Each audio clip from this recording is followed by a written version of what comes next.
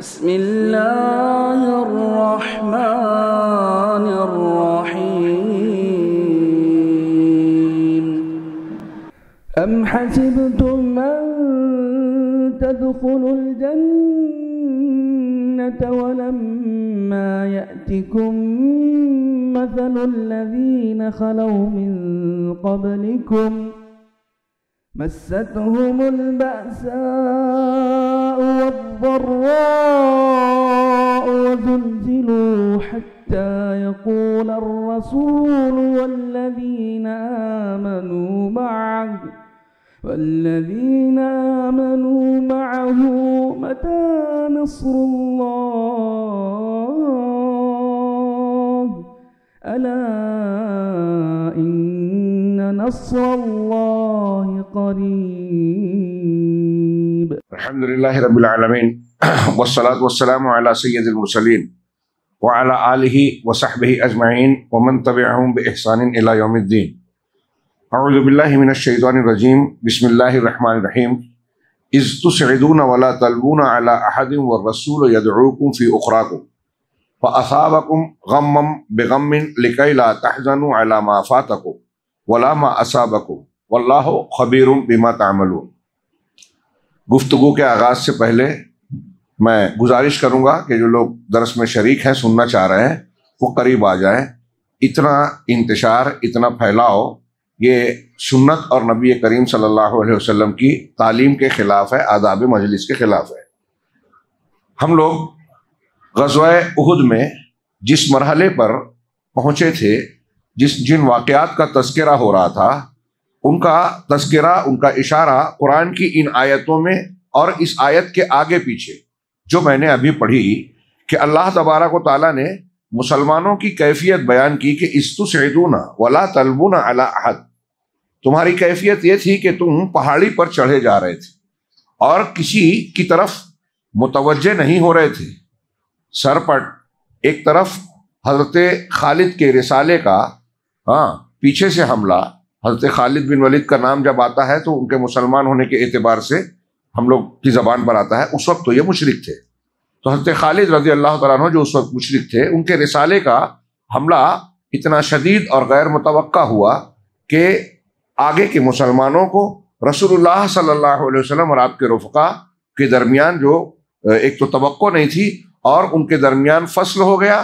آپ 9 صحابہ میں گر گئے، اور جیسے ہی آپ نے صحابہ کرام کو آواز دی، مشرکین نے آپ کی آواز کو پہچان لیا، جان لیا کہ محمد صلی اللہ علیہ وسلم ہم سے قریب ہیں، نشانے پر ہے، اور پوری طاقت جھونک دی کہ گھیر کر مرغے میں لے کر اللہ کے نبی محمد صلی اللہ علیہ وسلم کا کسی طریقے سے صفایا کر دیا جائے، آپ کو قتل یا شہید کر دیا جائے. یہ بڑا ہی نازک مرحلہ تھا اور انتہائی خطرناک موڑ تھا غزوہ احد کے درمیان. اس درمیان جو بھگدڑ مچی تھی، اللہ کے نبی صلی اللہ علیہ وسلم کے قتل کیے جانے کا شور مچا.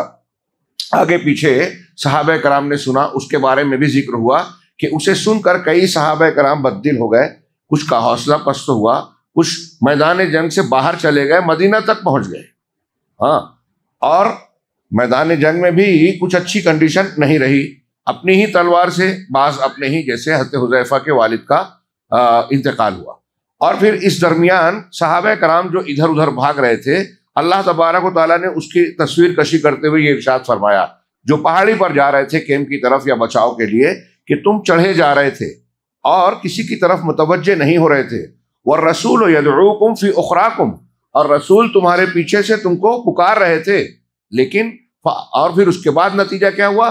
فَأَصَابَكُمْ غَمًّا بِغَمٍّ، تم کو اللہ نے غم پر غم کا بدلہ دیا، یعنی تم کو چوٹ پہنچی ایک کے بعد ایک غم. پہلا غم یہ ہے کہ جو مشرکین بھاگ رہے تھے لوٹ آئے، مال غنیمت لوٹ سمیٹ رہے تھے، چھوٹ گیا. صحابہ کرام غالب آ گئے تھے، فتح کا ماحول تھا، فتح کا پانسا پلٹ گیا، شکست کے جیسی بات ہو گئی. اب مسلمانوں نے کچھ لوگوں کو مارا ضرور تھا، لیکن پلٹ کر جب وار ہوا تو سب سے پہلے تو پیچھے کا جو رسالہ تھا حضرت خالد کا اس وقت کا، پیچھے سے جن لوگوں نے کیا، تو وہاں جو 10 مخلص صحابہ کرام موجود تھے وہ شہید ہوئے. پھر اس کے بعد اور صحابہ کرام غزوہ احد میں ٹوٹل 70 صحابہ کرام شہید ہوئے. بالکل وہی تعداد جو غزوہ بدر میں مشرکین کی تھی. وہاں 70 لوگ مشرکین میں سے قتل ہوئے تھے اور یہ مسلمانوں میں سے شہید ہوئے. مزید ایک غم یہ کہ نبی کریم صلی اللہ علیہ وسلم زخمی ہو گئے، گر گئے. ہم اس کی تفصیل آگے پڑھنے جا رہے ہیں الرحیق المختوم کے کچھ عبارتوں کے حوالے سے.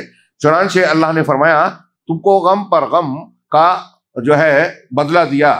یہ کیوں کیا؟ لِكَيْ لَا تَحْزَنُوا عَلَى مَا فَاتَكُمْ وَلَا مَا أَصَابَكُمْ، تاکہ جو کچھ تم سے فوت ہو جائے، چھوٹ جائے، تم اس پر حزن و ملال کا شکار نہ ہو اور نہ ہی اس چیز پر جو تم کو تکلیف اور مصیبت لاحق ہو. یہ گویا غزوہ احد میں مسلمانوں کو چوٹ پہنچنے کی حکمتوں میں سے 2 عظیم اور بنیادی حکمت بیان کی جا رہی ہے کہ اللہ تبارک و تعالیٰ نے دنیا میں جو نشیب و فراز رکھا ہے، کوئی کتنا بھی اونچا آدمی ہو یا اللہ کا مقرب ہی کیوں نہ ہو، ایسا نہیں ہو سکتا کہ وہ دنیا میں صرف خوشی ہی خوشی دیکھے، صرف کامیابیاں دیکھے، فراز اور بلندیاں ہی دیکھے، بلکہ زندگی کی امتحان گاہ میں اس کے ساتھ بھی دکھ، تکلیف، صدمہ، پریشانی اور مختلف قسم کے نشیب و فراز آنا ہی آنا ہے. یہ دنیا میں ہر انسان کی زندگی کے لیے اللہ کا قانون ہے، اس کی سنت ہے.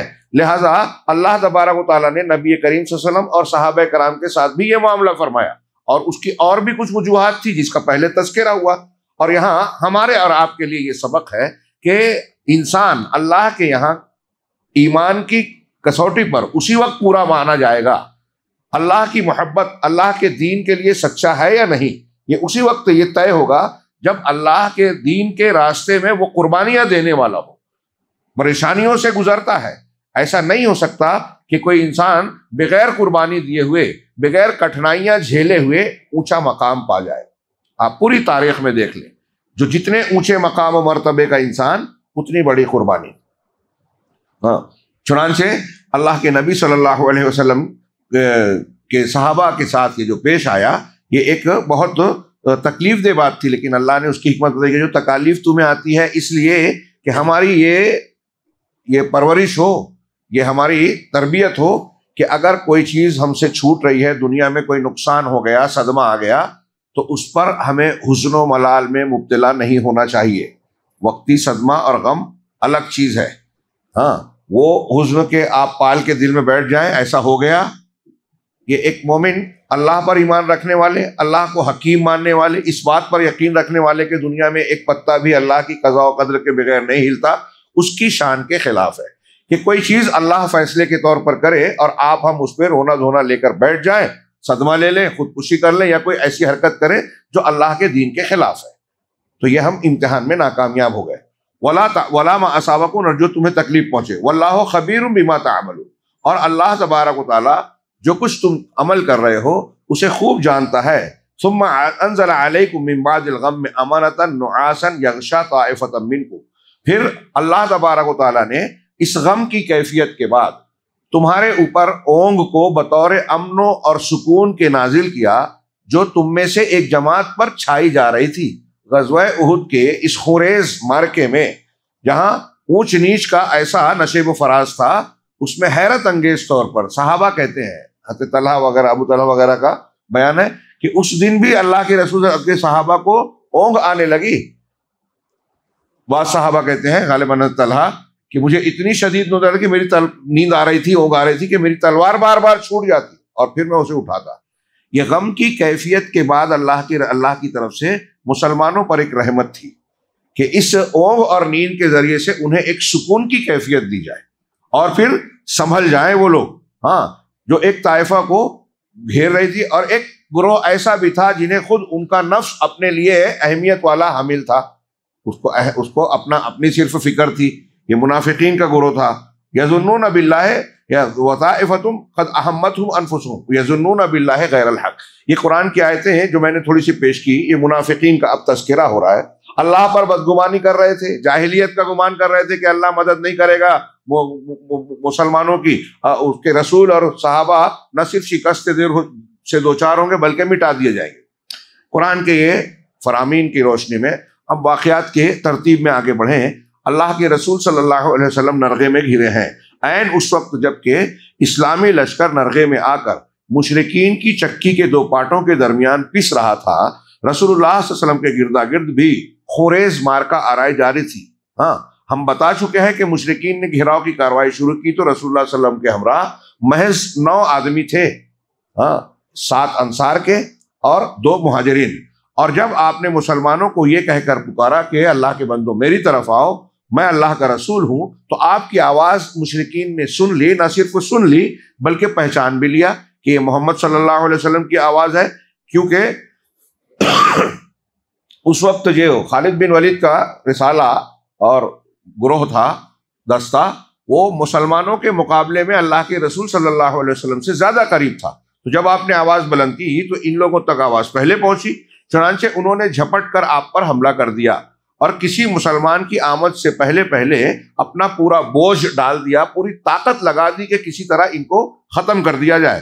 اس فوری حملے کے نتیجے میں ان مشرکین اور وہاں موجود 9 صحابہ کے درمیان نہایت سخت مارکا آرائی شروع ہو گئی، جس میں صحابہ کی جانب سے محبت و جاں سپاری اور شجاعت و جانبازی کے بڑے نادر واقعات پیش آئے۔ صحیح مسلم میں حضرت انس رضی اللہ تعالی عنہ سے روایت ہے کہ احد کے روز رسول اللہ صلی اللہ علیہ وسلم 7 انصار اور 2 قریشی صحابہ کے ہمراہ الگ تھلگ رہ گئے۔ جب حملہ آور آپ کے بالکل قریب آ گئے تو آپ نے فرمایا، کون ہے جو انہیں ہم سے دفع کرے اور اس کے لیے جنت ہے، جو یہ کرے گا وہ جنت کا مستحق ہوگا انشاءاللہ اللہ کے پاس، یا یہ فرمایا کہ وہ جنت میں میرا رفیق ہوگا، میرے ساتھی رہے گا۔ اس کے بعد ایک انصاری صحابی آگے بڑھے اور لڑتے لڑتے شہید ہو گئے۔ اس کے بعد مشرکین آپ کے بالکل قریب آ گئے اور پھر یہی ہوا۔ اس طرح باری باری 7 انصاری صحابی شہید ہو گئے۔ 7 انصاری صحابی، اس میں سے آخری کا تذکرہ آگے آ رہا ہے، وہ گر تو گئے لیکن کچھ سانسیں چلتی رہی۔ 7 انصاری صحابی شہید ہو گئے۔ اس پر رسول اللہ صلی اللہ علیہ وسلم نے اپنے 2 باقی ماندہ ساتھیوں یعنی قریشیوں سے فرمایا، ہم نے اپنے ساتھیوں سے انصاف نہیں کیا۔ یہ صحیح مسلم میں ہے۔ ان 7 میں سے آخری صحابی جو انصاری صحابہ تھے، اس میں سے آخری عمارہ بن یزید بن سکن تھے۔ وہ لڑتے رہے یہاں تک کہ زخموں سے چور ہو کر گر پڑے۔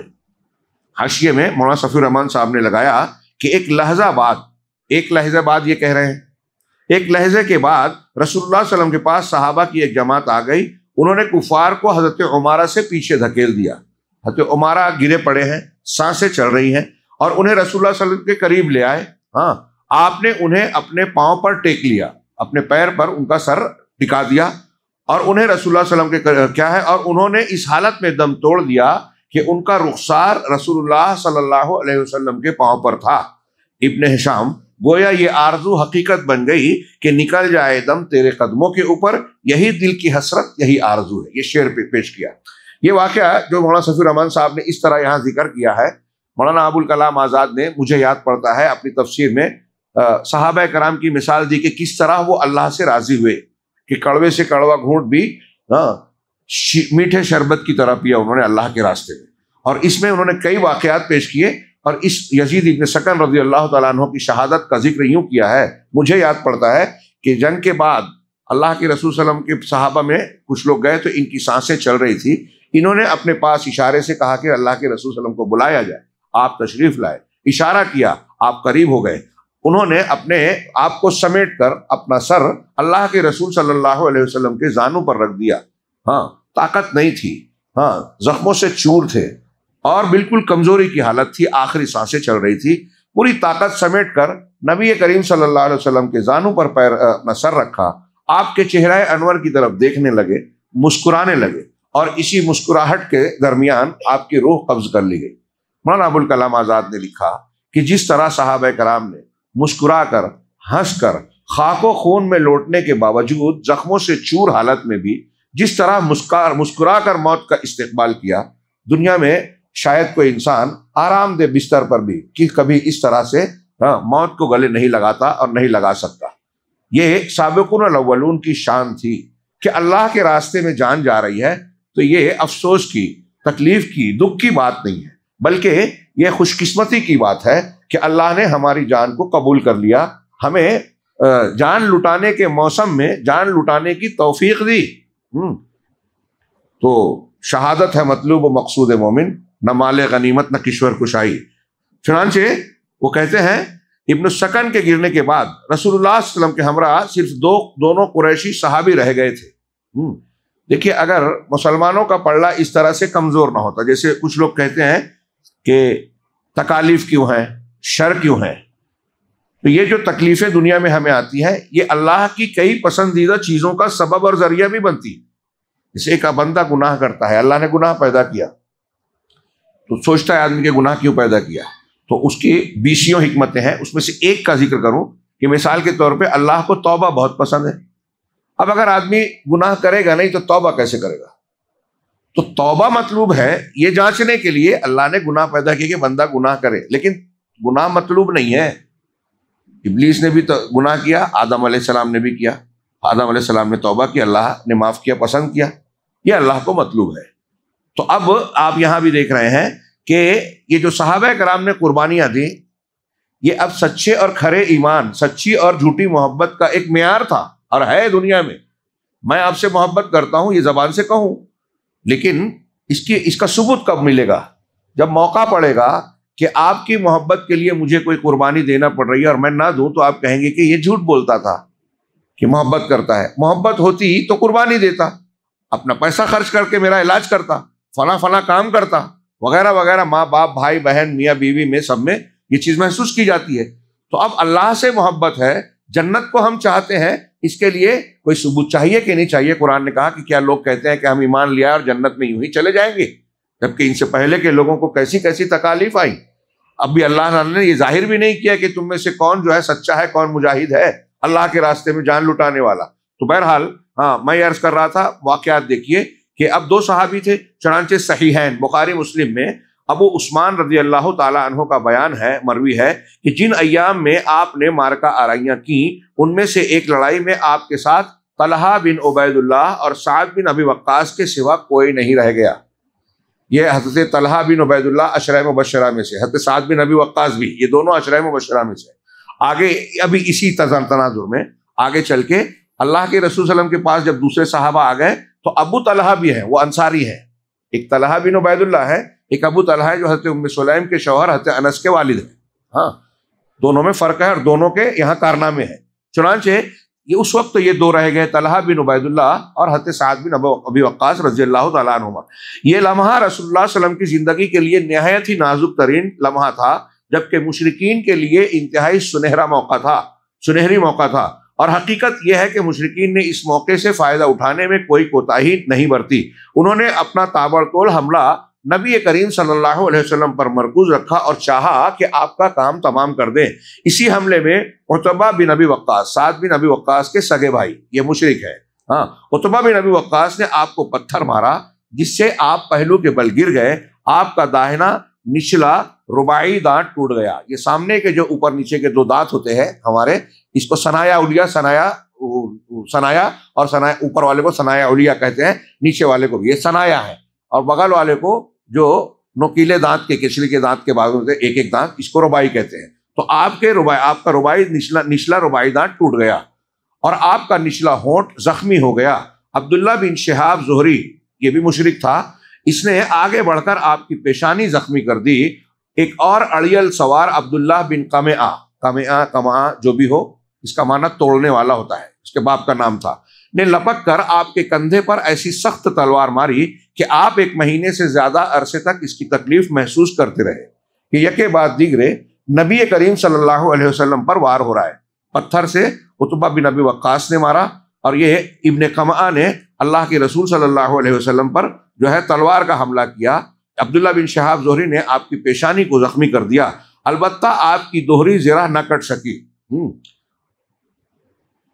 اس کے بعد اس نے پہلے ہی کی طرح پھر ایک زوردار تلوار ماری جو آنکھ کے سے نیچے ابھری ہوئی ہڈی پر لگی، آنکھ کے نیچے جو چہرہ انور پر ہڈی تھی اس پر چوٹ پہنچائی، اور اس کی وجہ سے خود کی، جو لوہے کی ٹوپی جیسی پہنتے ہیں جنگ کے بچاؤ کے لیے، خود کی 2 کڑیاں چہرے کے اندر دھس گئی، رسول اللہ صلی اللہ علیہ وسلم کے چہرے میں دھس گئیں۔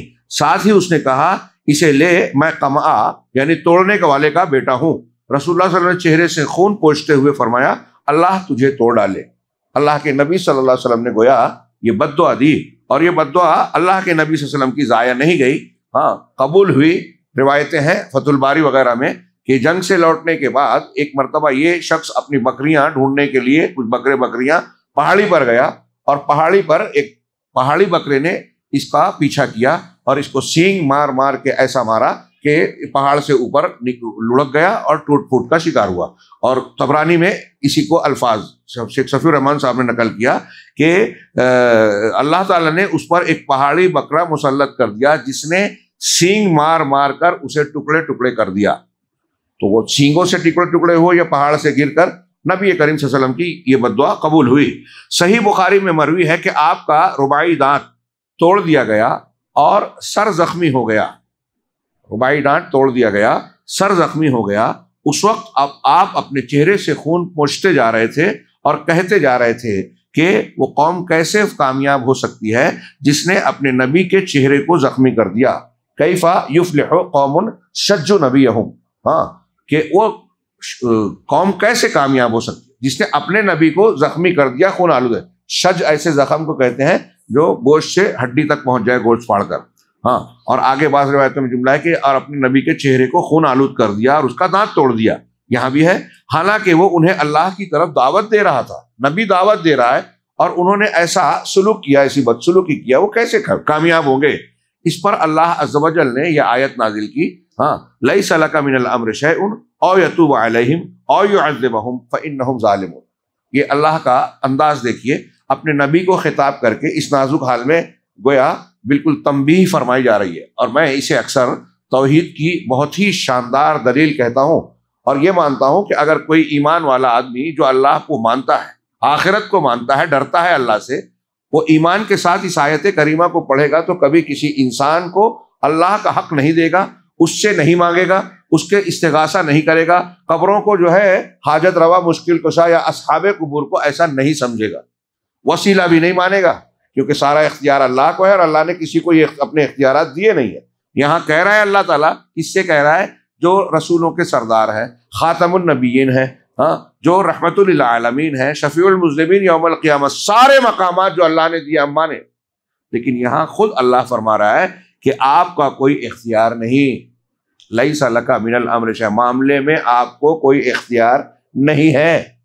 یہ آپ نے جو کہہ دیا کہ یہ کیسے کامیاب ہوں گے، اور بعض روایتوں میں آگے ہے کہ آپ نے کہا تھا کہ اللہ ان کو ہدایت نہ دے، اس طرح کے جملے کچھ بھی ہے، تو آپ نے کہا، اللہ تعالیٰ نے کہا یہ آپ کا اختیار، آپ کا دائرہ ہے ہی نہیں کہ آپ کسی کو توفیق دیں یا نہ دیں یا فیصلہ کریں کہ کس کو اللہ ہدایت دے گا یا نہیں دے گا۔ آپ نبی ہیں، پیغمبر ہیں، سارا مقام ہے، لیکن اللہ کا حق اللہ کے پاس خاص ہے، آپ کا معاملے میں حق نہیں ہے۔ یہ سورہ آل عمران کی آیت ہے، آپ جا کے دیکھ سکتے ہیں 128 نمبر کی، ہاں۔ او یتوب علیہم، یا پھر اللہ یہ کرے کہ ان کی توبہ کو قبول کرے، توبہ کی توفیق دے، اسلام لے آئے، اللہ ان کی توبہ قبول کر لے، اور یعذبہم، یا اللہ ان کو عذاب دے وے، ہاں، فانہم ظالمون، کہ وہ ظالم تو ہیں ہی۔ اب یہ اللہ کا اختیار ہے کہ ان کو ان کے ظلم کا بدلہ دے وے، یا ان کو توبہ کی اور اسلام کی توفیق دے کر ان کو معاف کرے۔ ہاں، آپ غور کیجئے کہ یہ اللہ ڈانٹ رہا ہے، اور احد میں جو لوگ آپ پر اتنا شدید حملہ کر رہے ہیں، انہی میں حضرت خالد ہیں، انہی میں حضرت اکرمہ ہیں، انہی میں ابو سفیان ہیں، ہاں۔ یہ سب بعد میں پکے سچے مسلمان بنے اور اسلام کے بڑے خادم بنے، قربانیاں دی اسلام کے لیے۔ حضرت اکرمہ نہ صرف دن میں جنگ کرتے تھے اسلام کے محاذ پہ، بلکہ راتوں میں بھی جاگتے، لوگ پوچھتے تو کہتے تھے کہ جب میں کافر تھا تو کفر کے لیے میں نے قربانیاں دی، اب تو میں مسلمان ہوں، اللہ کے دین کے لیے لڑ رہا ہوں، تو مجھے تو دگنا کام کرنا چاہیے، میں نے بہت غلطیاں کی ہیں۔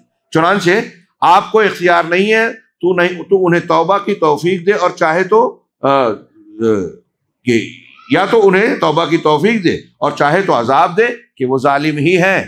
طبرانی کی روایت میں ہے کہ آپ نے اس روز فرمایا اس قوم پر اللہ کا سخت عذاب ہو جس نے اپنے پیغمبر کا چہرہ خون آلود کر دیا۔ پھر تھوڑی دیر رک کر فرمایا اس کے بعد، پہلے آپ نے یہ کہہ دیا، یہ ایک کیفیت تھی، لیکن آپ رحمت للعالمین تھے۔ بعد میں آپ کا جملہ یہ ہے طبرانی میں، اللہم اغفر لقومی فانہم لا یعلمون، اے اللہ میری قوم کو بخش دے، وہ جانتی نہیں۔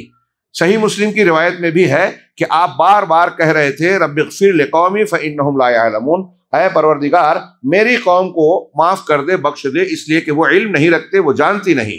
قاضی عیاض کی شفا میں یہ الفاظ ہے، قاضی عیاض کی کتاب ہے الشفا، ہاں، اللہم اہدنی اللہم اہد قومی فانہم لا یعلمون، اے اللہ میری قوم کو ہدایت دے، وہ جانتے نہیں ہیں۔ آپ نے پھر بعد میں دعائیں بھی دی ان کو۔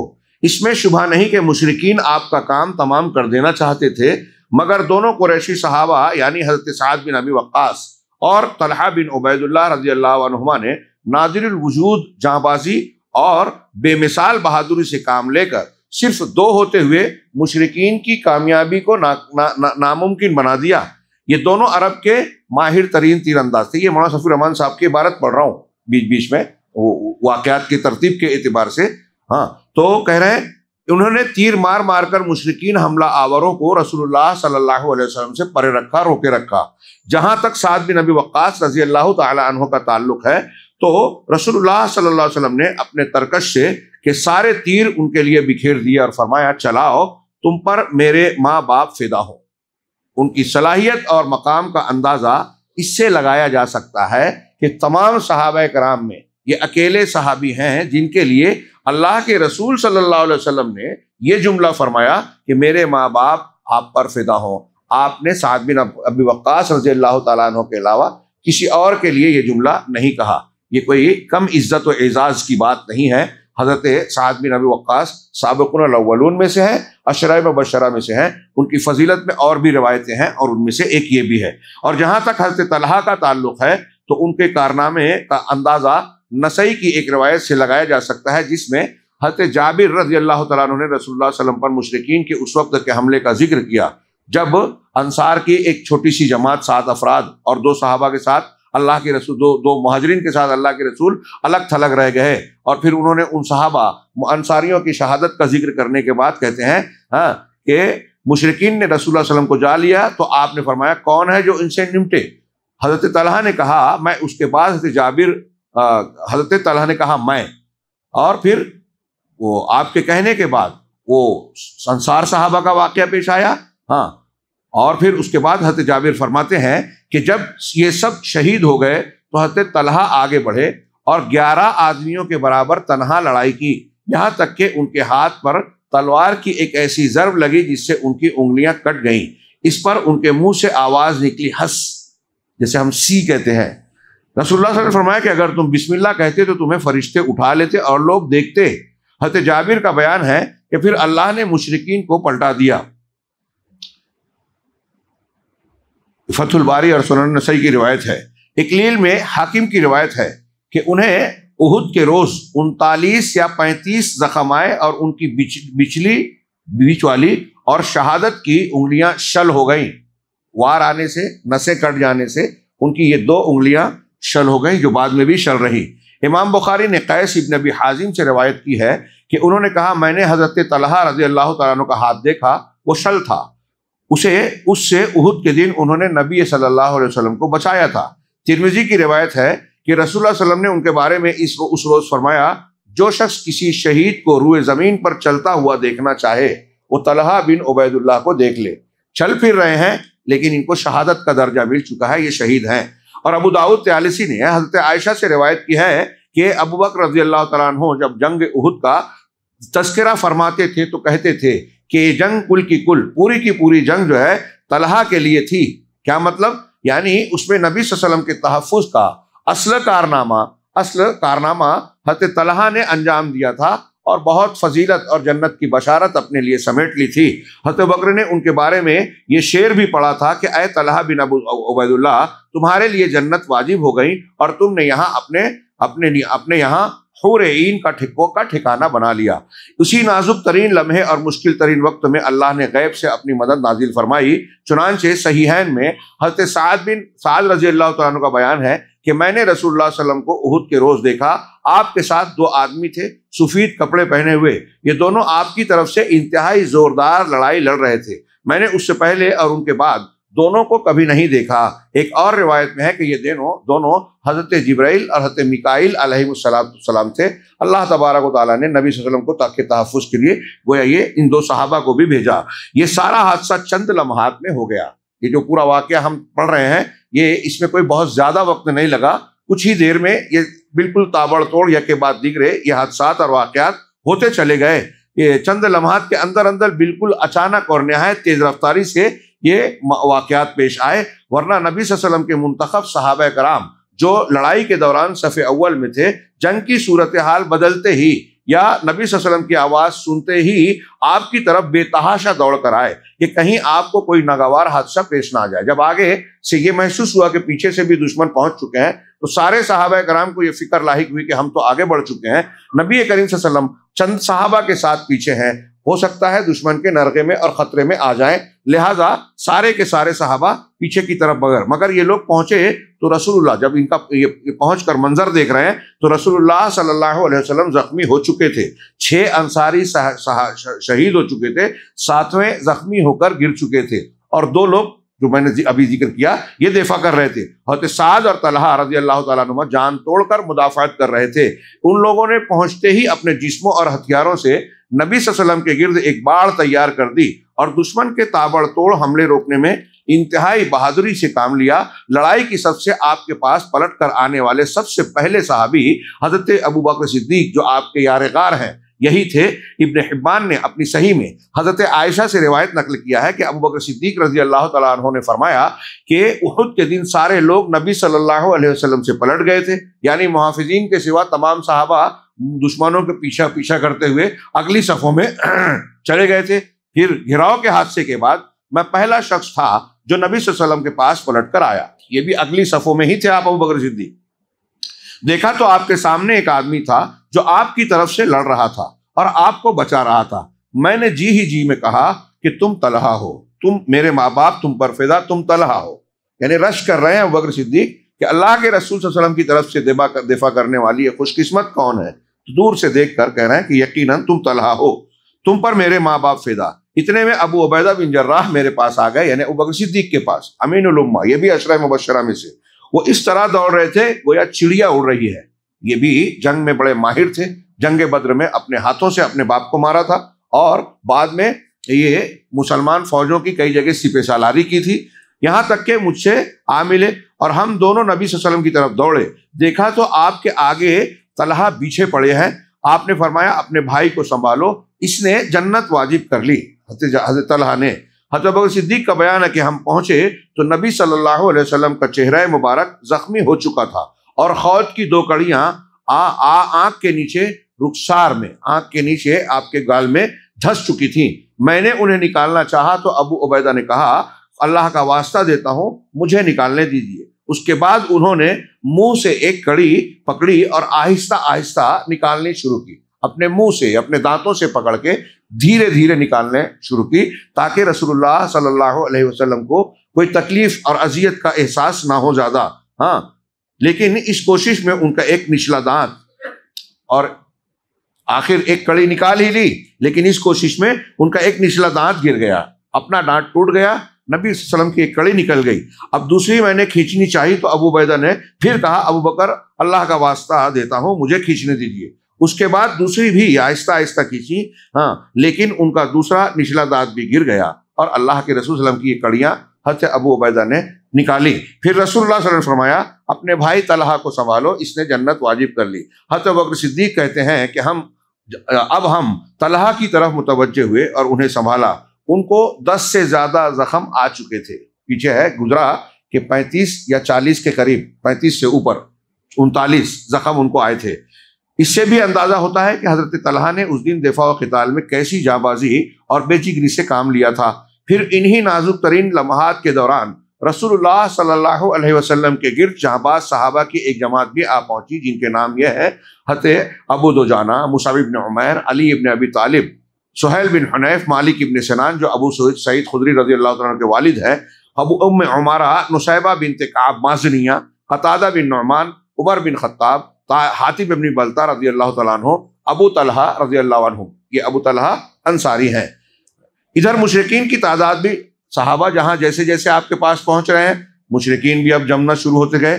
ہاں، مشرکین کی تعداد بھی لمحہ بلمحہ بڑھتی جا رہی تھی، جس کے نتیجے میں ان کے حملے سخت ہوتے جا رہے تھے اور ان کا دباؤ بڑھتا جا رہا تھا، یہاں تک کہ رسول اللہ صلی اللہ علیہ وسلم ان کے چند گڑھوں میں سے ایک گڑھے میں جا گرے جنہیں ابو عامر فاسق نے اسی قسم کی شرارت کے لیے پہلے سے کھود رکھا تھا، اور اس کے نتیجے میں آپ کا گھٹنا موچ کھا گیا۔ چنانچہ حضرت علی نے آپ کا ہاتھ تھاما، آپ اٹھ نہیں پا رہے تھے، حضرت علی نے ہاتھ تھاما، اور طلحہ بن عبید اللہ جو پہلے سے خود بھی زخموں سے چور تھے، آپ کو آغوش میں لے لیا، تب آپ برابر کھڑے ہو پائے۔ نافع بن جبیر کہتے ہیں میں نے ایک مہاجر صحابی کو سنا فرما رہے تھے، جنگ احد میں حاضر تھا، میں نے دیکھا کہ ہر جانب سے رسول اللہ صلی اللہ علیہ وسلم پر تیر برس رہے ہیں، اور آپ تیروں کے بیچ میں ہیں، لیکن سارے تیر آپ سے پھیر دیے جا رہے ہیں، یعنی آگے گھیرا ڈالے ہوئے صحابہ کرام ان آنے والے تیروں کو روک رہے تھے۔ اور میں نے دیکھا کہ عبداللہ بن شہاب زہری کہہ رہا تھا کہ مجھے بتاؤ محمد کہاں ہے، اب یا تو میں رہوں گا یا وہ رہے گا۔ حالانکہ رسول اللہ صلی اللہ علیہ وسلم اس کے بازو میں تھے، آپ کے ساتھ کوئی بھی نہ تھا، پھر وہ آپ سے آگے نکل گیا، گویا اللہ کے رسول صلی اللہ علیہ وسلم کو دیکھ ہی نہیں سکا، اللہ نے اس کی آنکھ پکڑ لی۔ اس پر صفوان نے اسے ملامت کی، جو جواب میں اس نے کہا واللہ میں نے اسے دیکھا ہی نہیں، اللہ کی قسم وہ ہم سے محفوظ کر دیا گیا ہے۔ اس کے بعد ہم 4 آدمی عہد و پیمان کر کے نکلے کہ انہیں قتل کر دیں گے، لیکن ان تک پہنچ نہ سکے۔ اس کے بعد اس موقع پر مسلمانوں نے ایسی بے مثال جانبازی اور تابناک قربانیوں کا مظاہرہ کیا جس کی نظیر پوری تاریخ میں نہیں ملتی۔ چنانچہ ابو طلحہ رضی اللہ تعالیٰ عنہ نے اپنے آپ کو رسول اللہ صلی اللہ علیہ وسلم کے سامنے سپر یعنی ڈھال بنا لیا۔ اب یہ دیکھیے، یہ ابو طلحہ ہیں، وہ طلحہ بن عبید اللہ تھے جنہوں نے آپ کا دفاع کرتے ہوئے، تیر چلاتے ہوئے 39 یا 35 زخم کھائے۔ وہ اپنا سینہ سامنے کر دیا کرتے تھے حضرت ابو طلحہ، تاکہ آپ کو دشمن کے تیروں سے محفوظ رکھ سکیں۔ حضرت انس رضی اللہ تعالیٰ عنہ کا بیان ہے کہ احد کے روز لوگ یعنی عام مسلمان شکست کھا کر رسول اللہ صلی اللہ علیہ وسلم کے پاس آنے کی بجائے ادھر ادھر بھاگ گئے، اور ابو طلحہ آپ کے آگے اپنی ایک ڈھال بن کر سپر بن گئے۔ وہ ماہر تیر انداز تھے، بہت کھینچ کر تیر چلاتے تھے، چنانچہ اس دن 2 یا 3 کمانیں ان کے ہاتھوں سے ٹوٹ گئیں۔ نبی صلی اللہ علیہ وسلم کے پاس کوئی آدمی تیروں کا ترکش لیے گزرتا تو آپ فرماتے کہ انہیں ابو طلحہ کے لیے بکھیر دو، اور نبی صلی اللہ علیہ وسلم قوم کی طرف سر اٹھا کر دیکھتے، جب آپ سر نکال کر دیکھتے تو حضرت ابو طلحہ کہتے میرے ماں باپ آپ پر قربان، آپ سر اٹھا کر نہ جھانکیں، آپ کو قوم کا کوئی تیر لگ نہ جائے، میرا سینہ آپ کے سینے کے آگے ہے، آپ کو تیر نہ لگے، میرے سینے پہ تیر آ رہے ہیں، کوئی حرج نہیں۔ یہ دیکھیے صحابہ کرام کا جذبہ فدائیت، نبی صلی اللہ علیہ وسلم کی محبت، دین کے لیے قربانی دینے کا جذبہ۔ حضرت انس سے یہ بھی مروی ہے کہ ابو طلحہ اپنا اور نبی صلی اللہ علیہ وسلم کا ایک ہی ڈھال سے بچاؤ کر رہے تھے، اور ابو طلحہ یہاں بہت تیز اچھے تیر انداز تھے، جب وہ تیر چلاتے تو نبی صلی اللہ علیہ وسلم گردن اٹھا کر دیکھتے کہ ان کا تیر کہاں گرا۔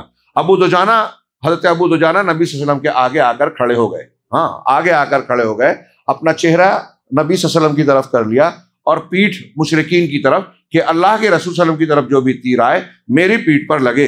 ان پر تیر پڑتے رہے لیکن وہ ہلتے نہیں تھے۔ حضرت حاتب ابن ابی بلتع یہ صحابی ہیں، بدری صحابی، انہوں نے دیکھا کہ یہ عتبہ بن ابی وقاص جس نے اللہ کے رسول صلی اللہ علیہ وسلم کو پتھر سے زخمی کیا تھا اور گرایا تھا، تو حضرت حاتب بن ابی بلتع نے جب دیکھا تو برداشت نہیں کیا، جس نے نبی صلی اللہ علیہ وسلم کا دندان مبارک شہید کیا تھا عتبہ نے، اس کا پیچھا کیا اور اسے اس زور کی تلوار ماری کہ اس کا سر چھٹک گیا، پھر اس کے گھوڑے اور تلوار پر قبضہ کر لیا۔ یہ عتبہ حضرت سعد کا بھائی تھا۔ حضرت سعد بن ابی وقاص بہت زیادہ خواہش مند تھے کہ اپنے اس بھائی یعنی عتبہ کو خود اپنے ہاتھوں سے قتل کریں، لیکن یہ سعادت حضرت حاتب ابن ابی بلتع رضی اللہ تعالیٰ عنہ کے ہاتھ میں لکھی تھی، ان کے ہاتھ سے مارا گیا۔ سہل ابن حنیف بھی بڑے ماہر جانباز تیر انداز تھے، انہوں نے رسول اللہ صلی اللہ علیہ وسلم پر موت کی بیعت کی اور اس کے بعد مشرکین کو نہایت زور و شور سے دفع کیا۔ رسول اللہ صلی اللہ علیہ وسلم خود بھی تیر چلا رہے تھے، چنانچہ حضرت قتادہ بن نعمان کی روایت ہے کہ اللہ کے رسول صلی اللہ علیہ وسلم نے اپنی کمان سے اتنے تیر چلائے کہ اس کا کنارہ ٹوٹ گیا، پھر اس کمان کو حضرت قتادہ بن نعمان نے لے لیا اور وہ انہی کے پاس رہی۔ اس روز یہ واقعہ بھی پیش ہوا کہ حضرت قتادہ کی آنکھ چوٹ کھا کر چہرے پر ڈھلک آئی، نبی صلی اللہ علیہ وسلم نے اسے اپنے ہاتھ سے پپوٹے کے اندر داخل کر دیا، اس کے بعد ان کی دونوں آنکھوں میں یہی زیادہ خوبصورت لگی تھی اور اسی کی بینائی زیادہ تیز تھی۔ یہ اور اس قسم کے واقعے جو خون کا آگے آ رہا ہے، اس پر بعض علماء اور محدثین جرح کرتے ہیں، لیکن سیرت کی کتابوں میں یہ واقعات درج ہیں، ان میں سے کچھ ضعیف ہیں اور ہو سکتے ہیں سیرت کی کتابوں میں، مگر انہیں درج کیا جاتا ہے۔ ہاں، حضرت عبدالرحمن بن عوف رضی اللہ عنہ لڑتے لڑتے منہ پر چوٹ کھائی، جس سے ان کے سامنے کا دانت ٹوٹ گیا اور انہیں 20 یا 20 سے زیادہ زخم آئے، جن میں سے بعض زخم پاؤں میں لگے اور وہ لنگڑے ہو گئے، ان کو لنگڑاہٹ آ گئی۔ حضرت ابو سعید خدری کے والد مالک ابن سنان، یہ خون والا واقعہ ہے، رضی اللہ عنہ نے رسول اللہ صلی اللہ علیہ وسلم کے چہرے سے خون چوس کر صاف کیا۔ آپ نے فرمایا اسے تھوک دو۔ انہوں نے کہا واللہ اسے تو میں ہرگز نہ تھوکوں گا۔ اس کے بعد پلٹ کر لڑنے لگے۔ رسول اللہ صلی اللہ علیہ وسلم نے فرمایا کہ جو شخص جنتی آدمی کو دیکھنا چاہتا ہو وہ انہیں دیکھے۔ اس کے بعد وہ لڑتے لڑتے شہید ہو گئے۔ ایک نادر کارنامہ خاتون صحابیہ حضرت ام عمارہ نصیبہ بنت کعب رضی اللہ تعالیٰ عنہا نے انجام دیا۔ یہ دیکھ رہے ہیں آپ کہ بعض صحابیات نے بھی جنگ میں لڑنے کا کارنامہ انجام دیا۔ عام طور سے صحابیات زخمیوں کی تیمارداری، پانی پلانا، زخموں پر پٹی باندھنا، اس قسم کی خدمات دیتی تھی۔ احد میں بعد میں اور صحابیات آئے جن کا تذکرہ آگے آ رہا ہے۔ یہ ابو ام عمارہ جو ہیں یہ وہ صحابیہ ہیں جنہوں نے دشمن سے مقابلہ کیا، اور ایسی اور بھی کئی صحابیات ہیں۔ وہ چند مسلمانوں کے درمیان لڑتی ہوئی ابن قمعہ کے سامنے آ گئیں۔ یہ انتہائی شریر آدمی جس نے اللہ کے رسول صلی اللہ علیہ وسلم کو تلوار سے مار کر زخمی کیا تھا، ابن قمعہ نے ان کے کندھے پر ایسی تلوار ماری کہ گہرا زخم ہو گیا۔ انہوں نے بھی ابن قمعہ کو اپنی تلوار کی کئی ضربیں لگائی، لیکن کمبخت 2 زرہ پہنے ہوئے تھا اس لیے بچ گیا۔ حضرت ام عمارہ رضی اللہ تعالی عنہا نے لڑتے بھیڑتے 12 زخم کھائے۔ عورت ہے، خاتون ہے، 12 زخم کھائے۔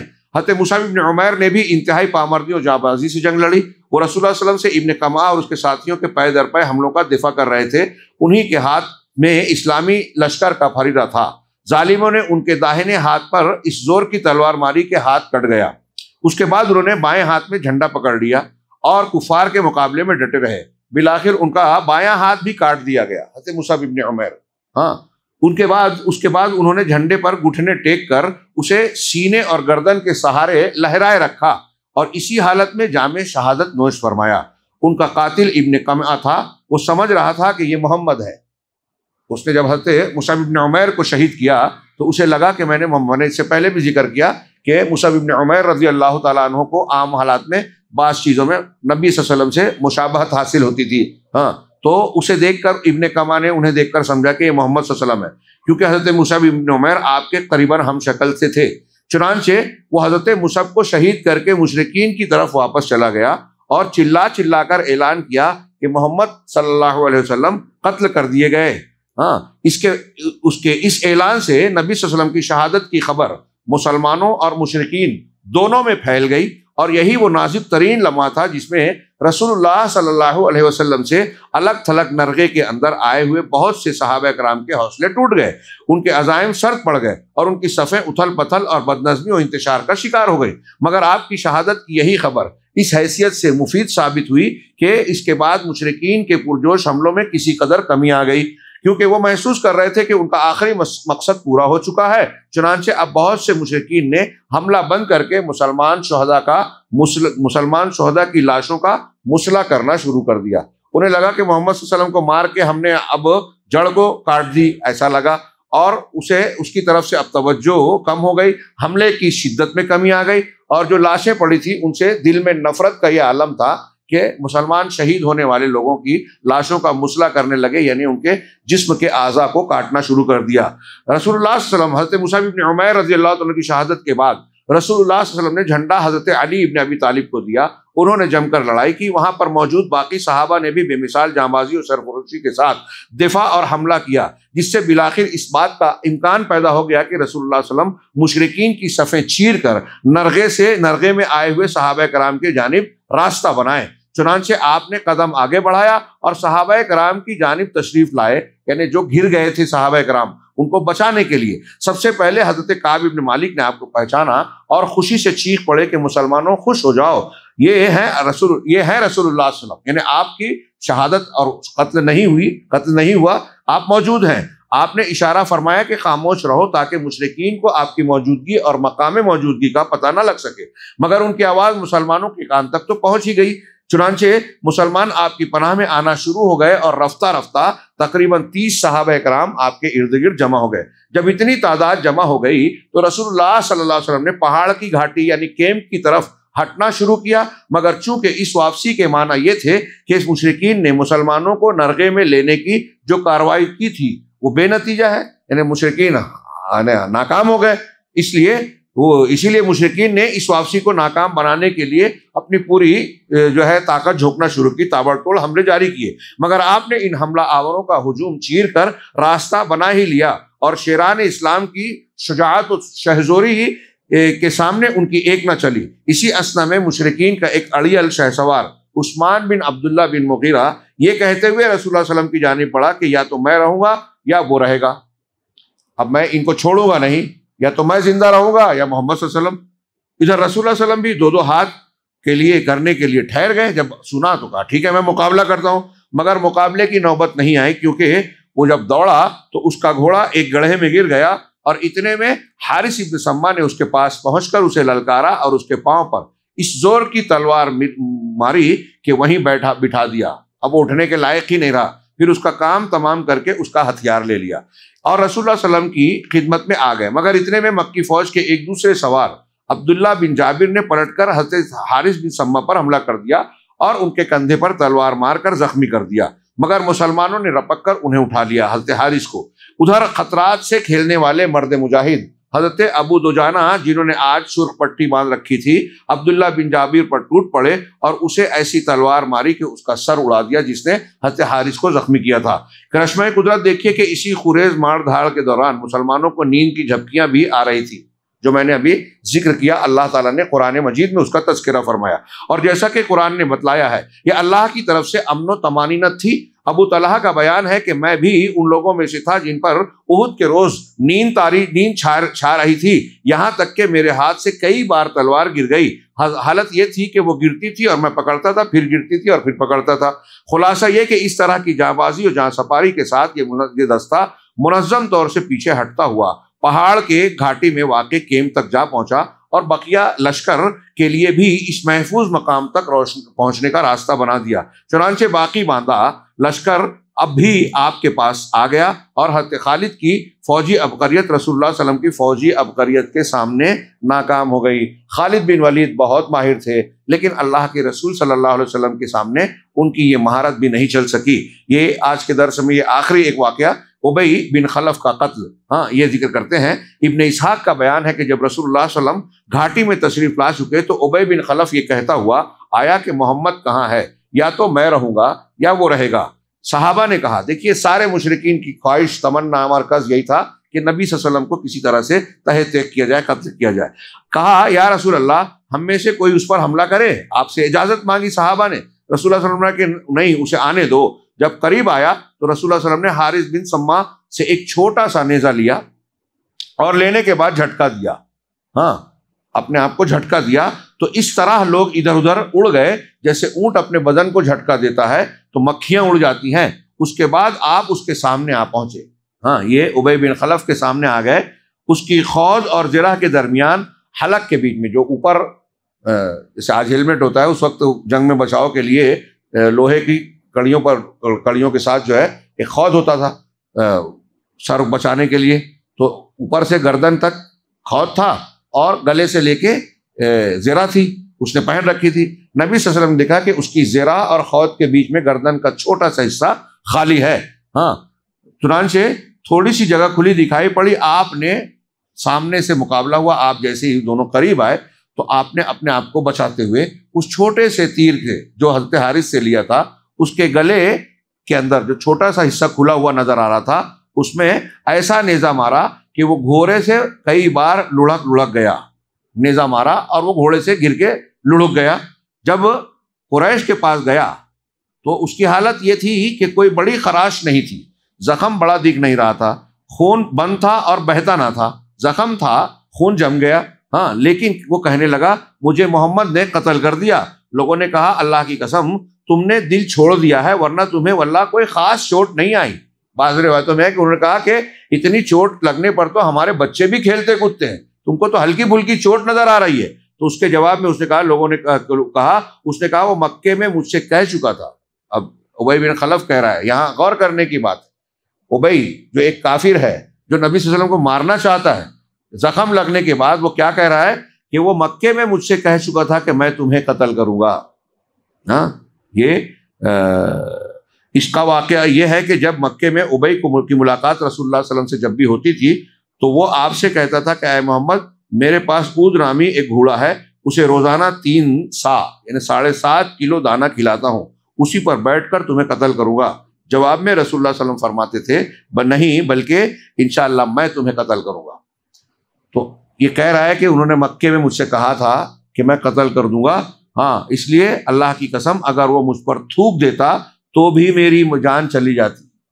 کافر ہے، مشرک ہے، اللہ کے نبی صلی اللہ علیہ وسلم کے تعلق سے اسے اتنا یقین ہے کہ انہوں نے یہ کہا تھا، ہاں، اور یہ زخم لگا دیا، حالانکہ وہ اس سے پہلے تک اپنے کفر اور عناد کے میں اندھا ہو کر جوش میں مارنا چاہتا تھا کہ وہ میں نے کہا تھا تو میں ماروں، ہاں۔ اب جب زخم لگ گیا تو اسے یہ یقین ہے کہ اگر وہ تھوک بھی دیتے تو میں مر جاتا، انہوں نے تو زخم لگایا ہے، ہاں۔ بالآخر اللہ کا یہ دشمن مکہ واپس ہوتے ہوئے مقام صرف پہنچ کر مر گیا۔ ابو الاسود نے حضرت عروہ سے روایت کی ہے کہ یہ بیل کی طرح آواز نکالتا تھا اور کہتا تھا اس ذات کی قسم جس کے ہاتھ میں میری جان ہے، جو تکلیف مجھے ہے، نبی صلی اللہ علیہ وسلم کے نیزہ جہاں لگ رہا تھا، ہاں، وہاں اس کی وجہ سے اسے جو تکلیف تھی، وہ کہتا تھا کہ جو تکلیف مجھے ہے اگر وہ ذی المجاز کے سارے باشندوں کو ہوتی تو وہ سب کے سب مر جاتے، مجھے اتنی شدید تکلیف ہو رہی ہے۔ یہ مختصر السیرہ کے حوالے سے یہ روایت نقل کی ہے۔ اب آگے اللہ کے نبی صلی اللہ علیہ وسلم، ابھی بھی جنگ کا معاملہ پورے طور سے ختم نہیں ہوا تھا، یہ واقعات الگ الگ حصوں میں جاری ہیں، ابھی کئی مقابلے ہیں۔ خود رسول اللہ صلی اللہ علیہ وسلم کے تعلق سے مشرکین مکہ ابھی بھی کوشش میں لگے ہوئے ہیں کہ آپ کو کسی طریقے سے جا لیا جائے۔ آپ کیمپ کی طرف بڑھتے ہیں، گڑھے میں گرتے ہیں اور پھر کیمپ کے اوپر کی طرف چلتے ہیں۔ آخری حصہ ہے، اس میں کچھ جو اہم معاملات اور واقعات ہوئے انشاءاللہ اس کا، اور پھر قرآن نے اس سلسلے میں ہمیں جو ہدایات دی ہیں اس کا تذکرہ کل کے درس میں انشاءاللہ ہم لوگ کریں گے۔ اللہ رب العالمین سے دعا ہے کہ وہ ہمیں رسول اللہ صلی اللہ علیہ وسلم کی سیرت طیبہ کو پڑھ کر اپنی زندگی میں اس کے اسباق اور دروس کو اختیار کرنے کی توفیق عطا فرمائے اور اسے ہماری دنیا اور آخرت کی کامیابی کا ذریعہ بنائے۔ وآخر دعوانا ان الحمد للہ رب العالمین وصلی اللہ علیہ نبینا۔